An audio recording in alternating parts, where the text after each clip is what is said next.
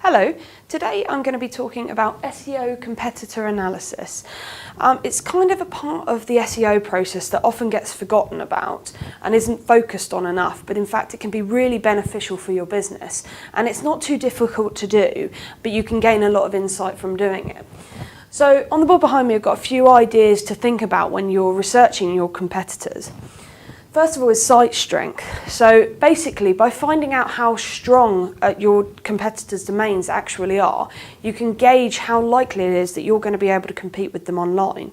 And there's loads of tools that you can use to get good insight as to how strong a site is, like Whois tools, Whois domain lookups, and also the site strength indicator tool, the SSI tool, which is really useful because it gives you an idea as to how many links the site's got coming in and also how old the domain is, being that an older domain will have more authority than something that's just popped up out of the blue.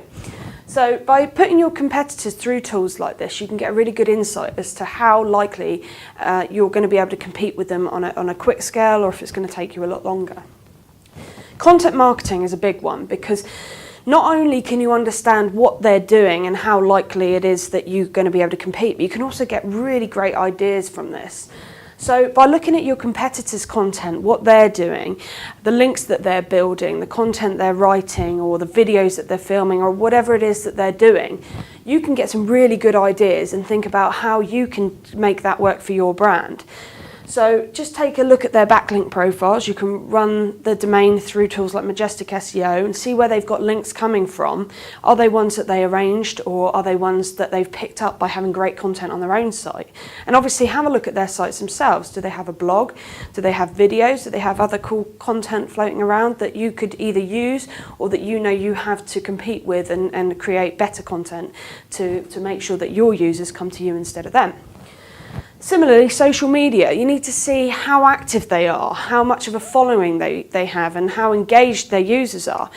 So if you've got a competitor that's got a really, really strong social profile and they're perhaps really engaged on Facebook, they've got a lot of Twitter followers, then you know you've got to do the same. You've got to be active, you've got to go out there and gain a following and make sure that you're engaging with your users to try and win some of this business over and make sure that you're competing on a level playing field.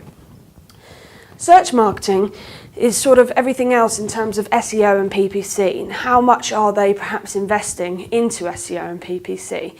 Now, you can't know for sure what they're doing, but you can get a pretty good insight just by running keywords through search engines, seeing if their ads come up and how much their exposure is for PPC, if they're getting good adverts that are well optimized and that you are likely to be getting clicks.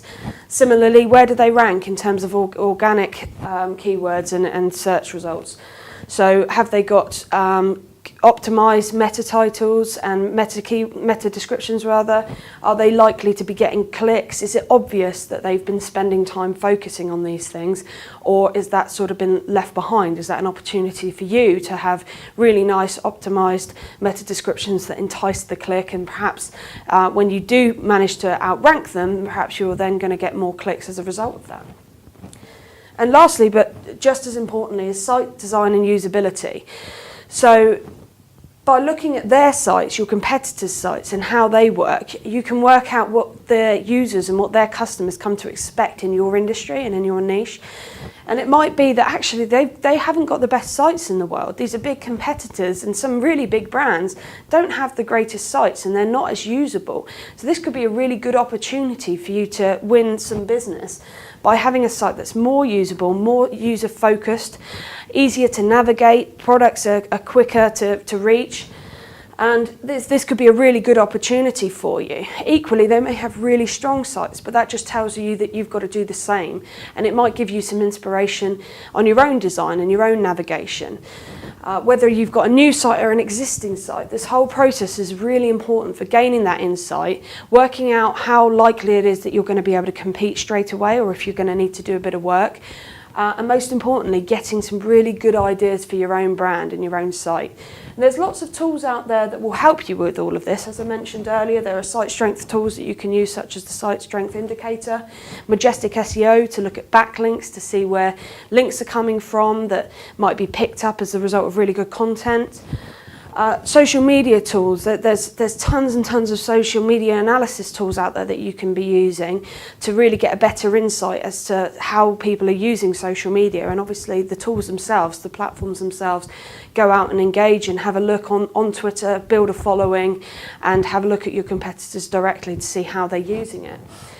And obviously from a site design and usability, the best thing you can do is really just head onto their sites, try and use them, try and navigate them, put things into the cart, see what they've got in terms of special offers and how easy it is to find what you're looking for, and really get some insight from that. So this was just a really top level look at SEO competitor analysis, but it's really important that it's not left behind in the whole SEO process, because by failing to do this, you're going to be losing a really good opportunity for some free, easy, quick insight and ideas that could really help your business fly online. So thanks for watching, and please follow us and engage with us on our social profiles. You'll find the details at the end of the video, and I'll see you again soon.